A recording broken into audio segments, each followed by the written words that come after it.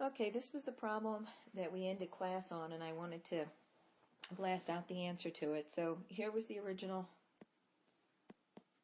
problem, and we struggled a little bit with figuring out what to let u equal.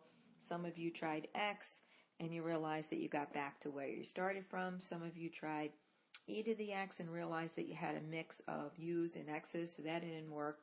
So really it boiled down to letting u equal one of the numerators or the denominator, and hopefully you noticed if we let u equal the denominator that this piece, grab my yellow again, negative e to the negative x, if we use the chain rule and take the derivative, that we end up with the numerator. So let's take du,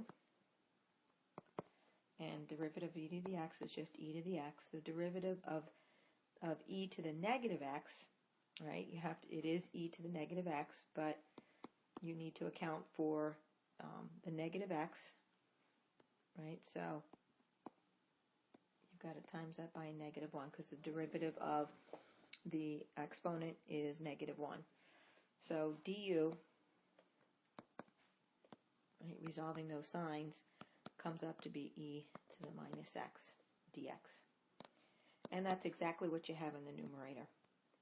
So this resolves down to 1 over u du when you substitute. And that's ln of u plus a constant. Back substitute in for u. And you're left with this.